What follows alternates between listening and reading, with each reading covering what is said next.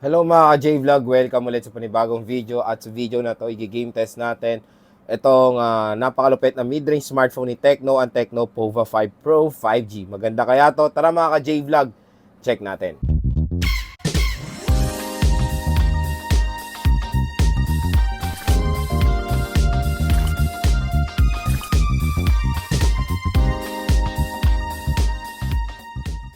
So bago tayo mag-start, ito paling quick specification si Tecno Pova 5 Pro 5G sa OS out of the box sa Android 30 siya with iOS 13. Sa chipset, meron siya MediaTek Dimensity 680, meron siya octa-core CPU na merong clock speed na up to 2.4 GHz, and sa GPU nakamali G57 siya. Meron siyang 8GB of RAM and 256GB of internal storage, at pagdating sa battery, meron tayong 5,000 mAh non-removable battery na support ng 68W fast charging. So, 6 na games ang ating i-test: ML, Genshin, COD, Asphalt 9, Farlight 84, and NBA 2K20. So, first na lalaruin natin is ML, at ito ang ating settings. So, kung makikita nyo, nakaset siya sa pinakamataas. Available siya, HD mode naka-on, graphics ultra, high frame rate na ultra, naka-on na outline at shadow, at syempre naka-full download na ang resources dito.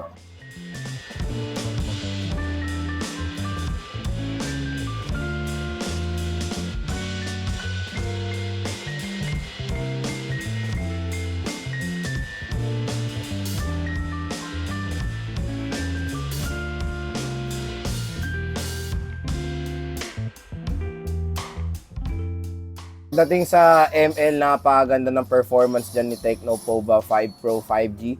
Super smooth yung ML mga ka-J-Vlog, at nasa mataas sa settings tayo. Wala tayong na-experience sa any problems habang naglalaro, even the connection, ang ganda rin. Ayan, naka-wifi tayo. Tignan nyo naman yung MS, sa 5 MS lang.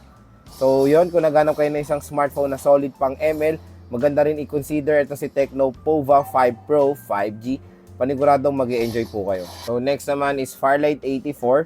Ngayon yung settings na try natin. Sa extreme hindi pwede. So ultra tayo. So mag-restart lang siya. Ultra graphics, and then ano ba yun? So extreme frame rate and resolution high. Okay, yan yung settings natin.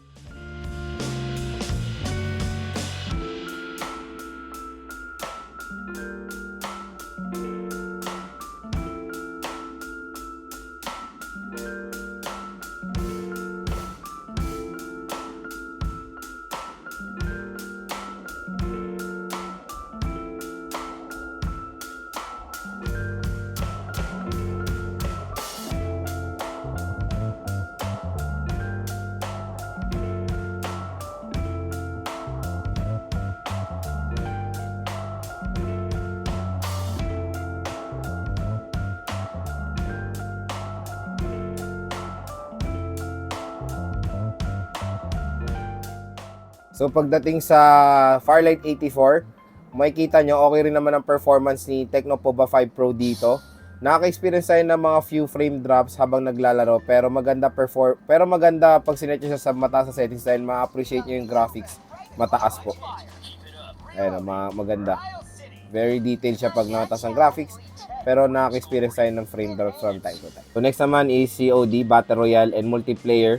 Pero ito yung set nating settings ha. So, sad to say, hindi pa siya naka-optimize, kaya ang graphics medium at ang frame rate natin nasa high.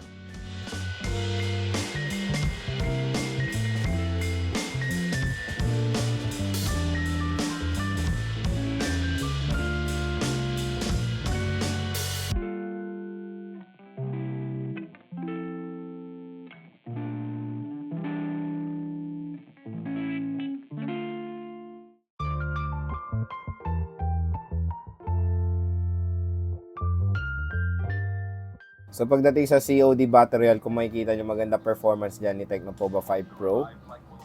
So smooth siya kahit sa movement. Nakapaglaro na ako ng isang full gameplay dito, and maganda naman ang performance na wala naman tayong experience sa any big problems while playing.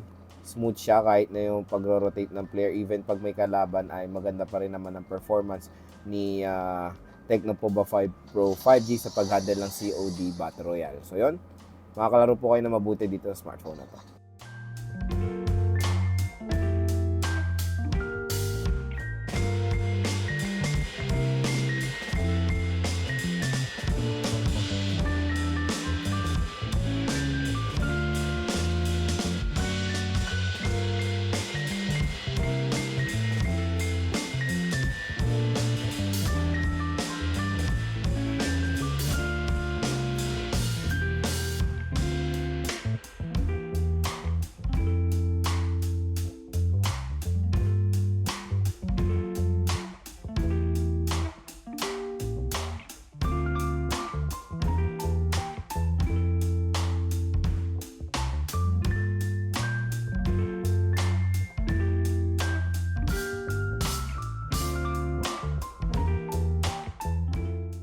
So pagdating sa COD, multiplayer, maganda rin ang performance ni Tecno Pova 5 Pro. Smooth siya sa lahat ng angulo. Pati yung pati movement, pati pag nakikipag-battle, maganda performance niya.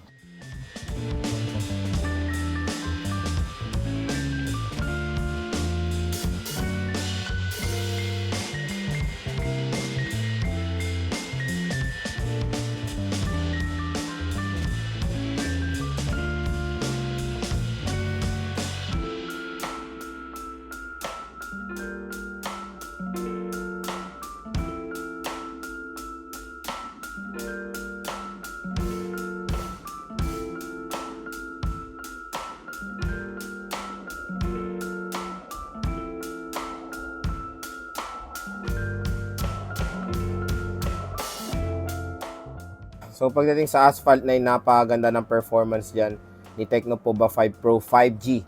Ayan, very detailed yung graphics natin, maganda yung sa kotse, nakikita natin yung glossiness. Meron tayong mga slight frame drops, lalo na pag nagka-clash yung kotse or nabubunggo yung sasakyan. Pero after nun, nagiging maganda naman ulit yung performance ng smartphone. So next naman is NBA 2K20, set natin yung settings niya. So ang graphics natin, set natin of course sa high setting.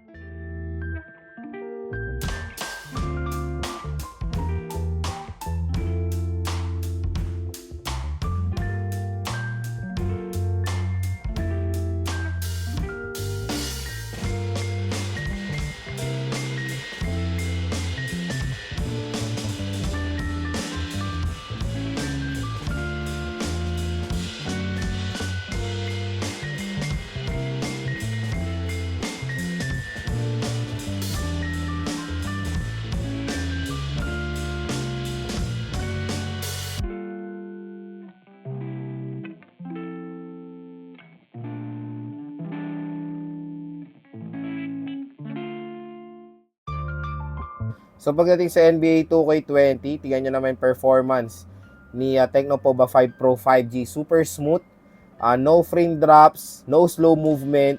Maganda yung performance niya sa pag-handle ng NBA 2K20 at sa high settings pa tayo. So kung naghanap kayo ng isang smartphone din na okay pang laro, lalo na sa NBA 2K20, maganda i-consider ang Tecno Pova 5 Pro 5G. So next naman is Genshin Impact. So set natin yung settings niya. So, graphics natin, i-highest natin, 60 FPS. At i-low lang natin yung motion blur. Tingnan natin kung makakaya niya. So, yan. High settings, na naka-on yung motion blur. So, tingnan nyo naman mga ka-J-Vlog na nakakagalaw tayo na sa Genshin Impact. High settings to, yun ang malupit doon. And naka-on pa yung motion blur. Kung makikita nyo, kayang-kaya ni Tecno Pova 5 Pro 5G. MediaTek Dimensity 680 chipset. So, isang powerful yan na 5G chipset of course. Tingnan nyo, na-handle niya pretty well naman. Meron mga frame drops.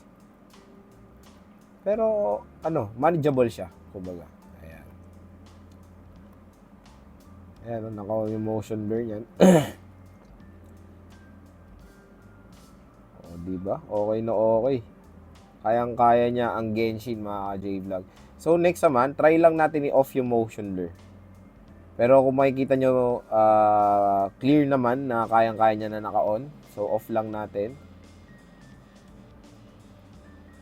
Ayan siya.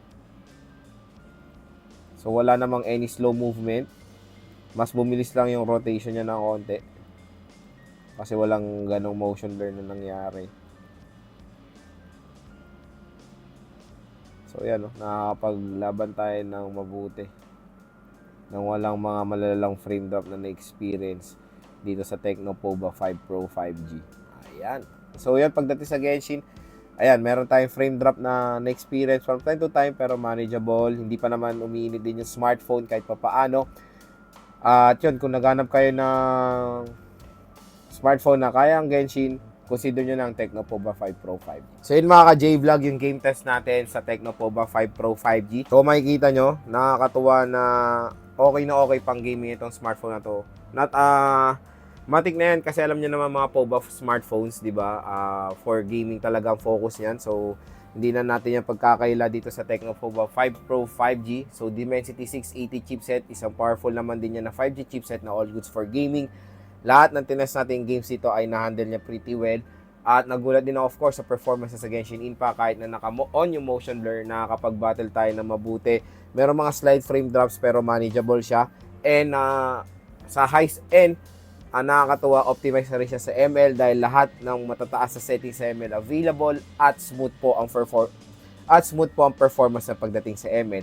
Medyo nakakalungkot lang sa COD dahil hindi pa siya ganun ka-optimize dahil medium graphics lang ang available, pero let's hope sa mga near future updates, ma-available na rin yung mga high or ultra high settings ng COD dito sa Tecnopova 5 Pro 5G dahil paniguradong kayang-kaya naman yan i-handle ng smartphone na to. So yun, kung naghanap kayo ng isang 5G smartphone na below 10,000 pesos, entry-level smartphone na all goods for gaming, maganda rin consider si Tecnopova 5 Pro 5G. So kung i-rate ko yung performance niya, 1 and loss, ang highest ang score ko dito nasa 9.5. So talagang gaming ang focus nito, pati yung design ng smartphone ay pang gaming din. So mataas. So ang maganda rin dito, super duper fast charging to, 68 watts. So hassle-free po mag-charge dito sa Tecnopova 5 Pro. Kung na lobat kayo, saglit lang full charge yan gamit yung kanyang napakabilis sa fast charging rate. So kung interesado kayo sa Tecnopova 5 Pro and mga J-Vlog, ilalagay ko po yung link nito sa description.